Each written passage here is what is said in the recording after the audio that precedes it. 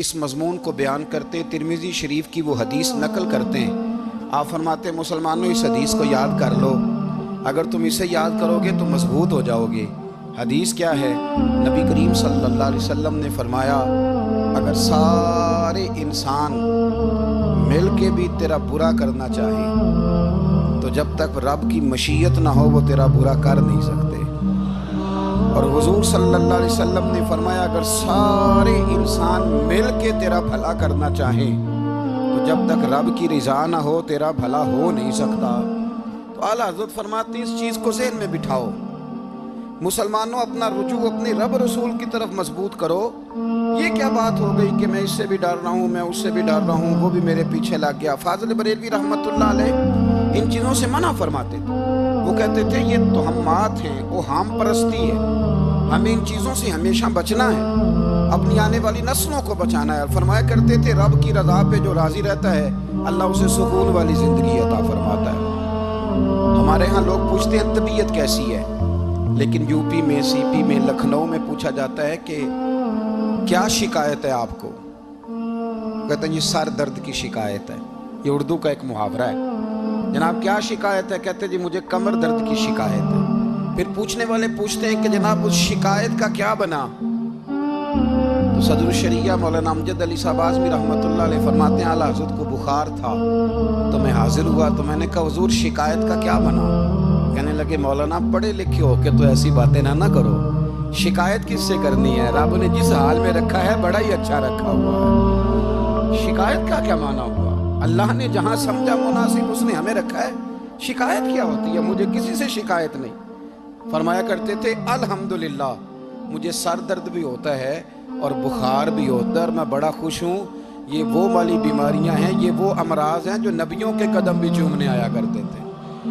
میں خوش بخت ہوں کہ وہ امراض جو انبیاء کے پاس آتے تھے، سر درد اور بخار، وہ مجھے لگتے ہیں۔ اپنی زندگی کو رضا والی زندگی بنایا، یقین بڑا کامل تھا میرے اعلیٰ حضرت کا۔ امام غزالی نے حدیث لکھی ہے، نبی کریم صلی اللہ علیہ وسلم نے فرمایا ہے یقین اس طرح سیکھا کرو جس طرح تم قرآن سیکھتے ہو۔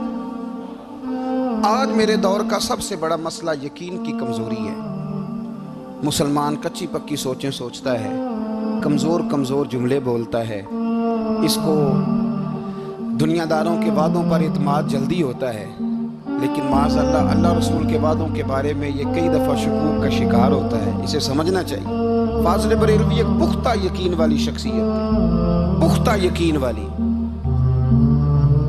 بریلی شریف کے دائیں بائیں طاعون کا مرض پھیل گیا تو اعلیٰ حضرت فرماتے ہیں میرے منہ میں بھی کچھ گلٹیاں نکل آئیں، تو بعض لوگوں نے کہا شاید آپ کو بھی طاعون ہو گیا ہے۔ اعلیٰ حضرت رحمۃ اللہ علیہ فرماتے ہیں جو سب سے بہترین طبیب تھا وہ لایا گیا، اس نے میرا منہ دیکھ کے گلٹیاں دیکھ کے کہا اوہ آپ کو تو طاعون کا مرض ہو گیا ہے۔ تو اعلیٰ حضرت فرمانے لگے مجھے ساری بیماریاں لگ سکتی ہیں، یہ نہیں لگ سکتی۔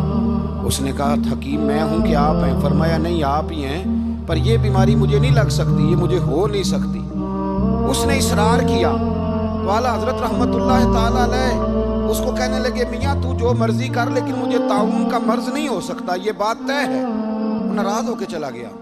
اب طاعون کی جو گلٹیاں ہوتی تھی نا وہ بڑے بڑے مہینوں نہیں جاتی تھی، تکلیف رہتی تھی۔ اعلیٰ حضرت کہتے ہیں میں نے اسی رات نا تھوڑی سی کالی مرچوں کا سفوف بنایا اور مسواک میں رکھ کے جب منہ کے اندر چھڑکا تو تھوڑا سا خون نکلا اور میرا منہ بالکل ٹھیک ہو گیا۔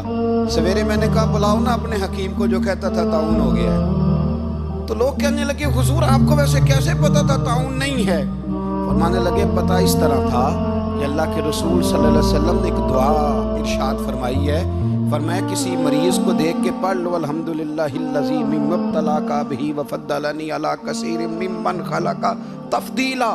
حضور نے فرمایا کسی بیمار کو دیکھ کے، مصیبت والے کو دیکھ کے یہ دعا پڑھو، تم اس مصیبت میں شکار نہیں ہوں گے۔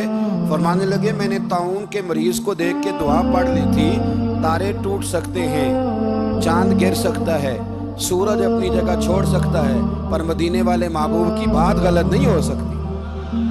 یہ میرا یقین کامل ہے، ساڑھے نبی دی زبان ساڑھے واسطے قرآن، یہ بات غلط ہو سکتی؟ مضبوط یقین فاضل بریلوی کا، مضبوط نظریات۔ اعلیٰ حضرت رحمۃ اللہ تعالیٰ علیہ سے کسی نے کہا آپ کس طرح کے مومن ہیں؟ کس طرح کے مومن ہیں؟ تو اعلیٰ حضرت فرمانے لگے میرا دل چیرو، اس کو کھولو، ایک طرف لا الہ الا اللہ لکھا ہوگا، دوسری جانب محمد رسول اللہ لکھا ہوگا، کھول کے دیکھو۔ ایک تو یقین کی، پھر دوسری بات، خشک لوگوں کو زندگی گزارنے کا مزہ کوئی نہیں آتا، زندگی گزارنے کا مزہ اسے ہی آتا ہے جسے کسی سے پیار ہو جاتا ہے۔ باقی نا دیکھیں نا، ایک بندہ جبرن ایک شخص بچے پالتا ہے، وہ کہتا ہے یہ میرے لیے کیا مصیبت ہے 5 بچے، اور ایک شخص کو بچوں سے پیار ہو جاتا ہے، وہ جوان بھی ہے، خوبصورت بھی ہے، پر عید پہ کپڑے نہیں خریدتا، بیوی سے کہتا ہے میں پرانی پہن لوں گا پر بچوں کو نہیں لے دے۔ تو بھائی تیری خواہشیں مر گئی ہیں، تیری خوبصورتیوں کی طرف جانے کی آرزویں ختم ہو گئی، تو کہنے لگا سارا کچھ ہے پر بچوں سے پیار جو ہو گیا۔ اعلیٰ حضرت رحمت اللہ علیہ بہت بڑے فلسفی تھے، منطقی تھے، بہت بڑے سائنسدان تھے۔ یہاں بڑا سنجیدہ اجتماع ہے، میں بڑی خاص بات کرنے لگا ہوں۔ سارے سائنسدان کہتے ہیں زمین گھومتی ہے، اعلیٰ حضرت نے اتنی موٹی کتاب لکھی ہے زمین ساکن ہے۔ فرماتے تھے ہم جیسے مرضی سائنسدان کہیں کہ آپ نے دلائل دی ہیں۔ آپ فرماتے ہیں جب نبی کریم علیہ السلام کی حدیث مسلم شریف میں موجود ہے کہ جب اللہ نے زمین کو پیدا کیا زمین کانپنے لگی تو اللہ نے پہاڑوں کو میخیں بنا کے قلعے بنا کے اندر لگا دیا تو زمین ٹھہر گئی۔ فرمانے لگے جب مصطفیٰ کریم نے کہہ دیا ٹھہر گئی ہے تو سارے سائنسدان بھی کہیں تو ہم ماننے کو تیار نہیں کہ گھومتی ہے۔ انہوں نے دلائل دی۔ وہ ہمیں نہ روز کہہ دیتا ہے ڈاکٹر آپ کی طبیعت خراب ہے، کھانسی ہے، گھر میں کسی اور کو تو نہیں؟ ہاں جی ہے جی، وہ کہتے اسی کی وجہ سے ہو گئی ہے۔ او خدا کے بندے، نبی کریم علیہ السلام نے فرمایا بیماری متعدی نہیں ہوتی، ایک سے دوسرے کو نہیں لگتی۔ اور بڑے سادے انداز میں مسلم کی حدیث ہے، ایک صحابی نے کہا یا رسول اللہ میرے اونٹ کو اس اونٹ سے خارش پڑ گئی ہے، تو اللہ کے رسول فرمانے لگے تیرے اونٹ کو تو اس سے پڑیا تو اس کو کہاں سے پڑی تھی؟